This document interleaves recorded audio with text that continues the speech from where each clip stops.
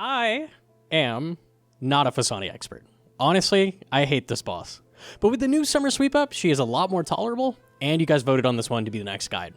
The summer change has simply knocked out an entire phase of Phosani, leaving the loot the exact same. I found around 5.5 kills in max to be fairly consistent now, which is actually just under GM time, meaning with good gear this can be upwards of 8 mil GP an hour, which is much better than the 3 mil an hour or so it was before. I'll be showing you just a basic max gear setup and a budget kill setup. You want pretty damn high stats for Phosani, and the attack stat is actually going to matter much more than it usually does because of her insane defense. 90s at least. When you think of a tanky boss, what comes to mind is either Tecton or Phosani. She has a heavy weakness to crush and basically is going to require you use a crush weapon of some kind. You are going to be using both melee and magic for this fight. There are 3 main weapons that take the top slot, with Scythe slightly edging them out. Scythe, Ink Mace, and Soul Reaper Axe. Soul Reaper Axe is a bit annoying to use because you need to constantly charge it after maging, but there are actually a couple transition cutscenes where you can begin charging it early by just whacking her for zeros, so it's not too bad.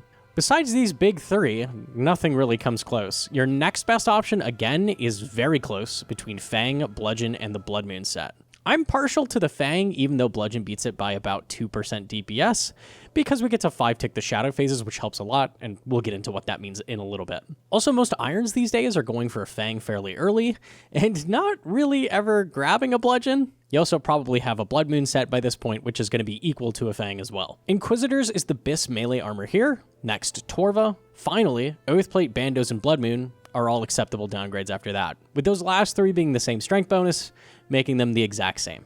Blood Fury can be nice while learning, but that accuracy and max boost of the Rancor is incredibly important here. It is incredibly important to get a Void Waker if possible before Phosani, as it is over 2 times better than other spec options. Lightbearer is a much better option than people give it credit for. I ran the math. Effectively, it's over double the time save of a Magus if you camp it while maging, and it's only a slight time loss, around 3 seconds over the entire kill, if you camp it with a Scythe, even with its massive 6 max hit loss. Not to mention the downtime when Phosani spawns husks or parasites in between kills. The DPS loss is much lower with any other melee weapon that doesn't need the strength bonus as much as the Scythe. Overall, camping Lightbearer is the same, if not better, than doing a ring switch, so I'd recommend just camping it. Altor switch for Void Waker specs isn't terrible if you really want to sweat.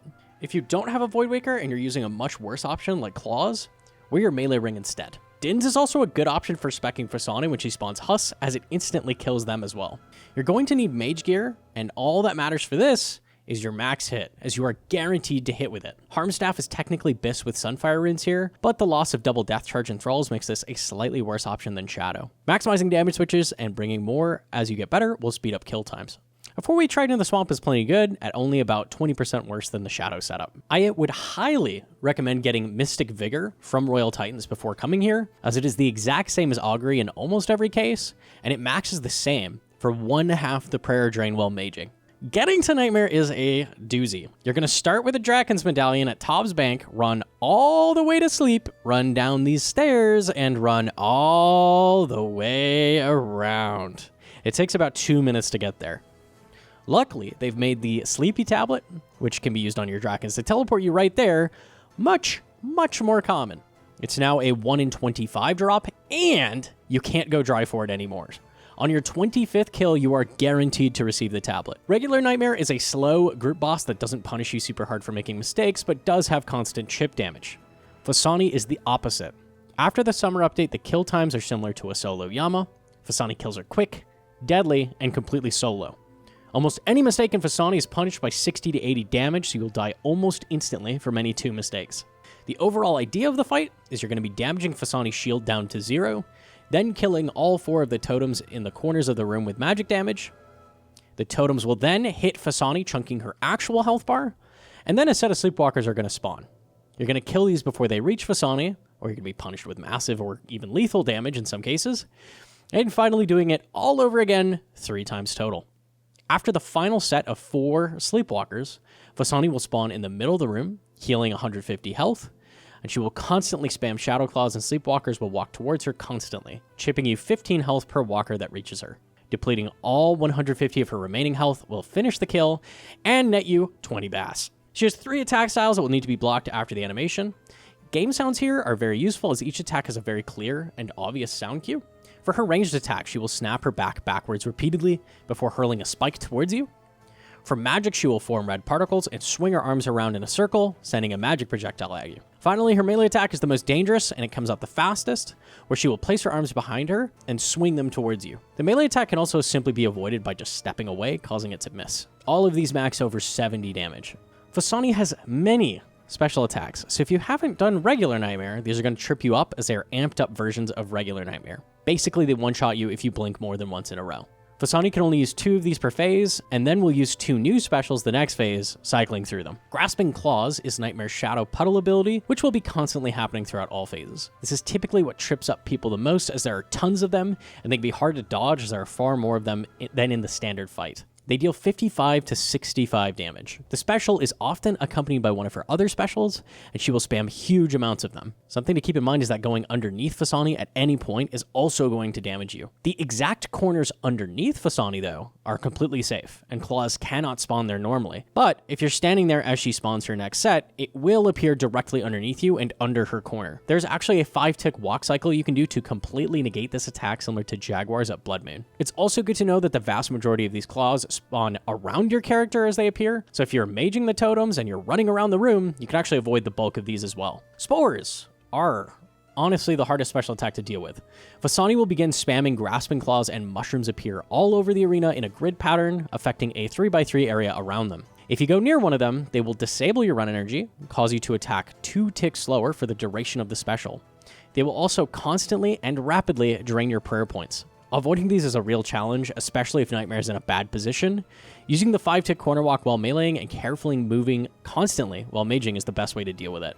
Husks. She spawns 2 husks that will trap you in place. They use mage and range on you, and you have to kill them in order to get free.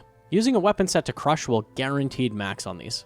They have 20 HP, so a ham joint is the best option to rapidly kill them, or a bulwark spec directed directly at Nightmare to instantly deal with them and deal some damage to Nightmare. These fellas are a free double death charge anytime they spawn. It's actually possible to pray against the husks, and you probably want to do that because they hit over 20 damage.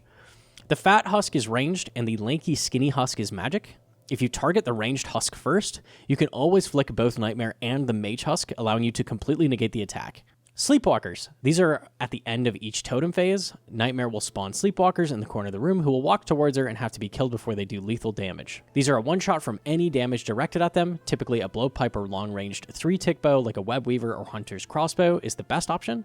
To guaranteed finish them, it's best to target the final walker with any melee weapon to avoid the travel time of your arrow, allowing them to go in. The amount of Sleepwalkers is based on the phase as well, so the end of phase 1 is 2, end of phase 2 is 3, and the end of phase 3 is 4. The last set of Sleepwalkers will be 4. Parasites. Nightmare is going to impregnate you with a bug, and then after 18 ticks, you're going to explode like in the Alien movies and take a lot of damage.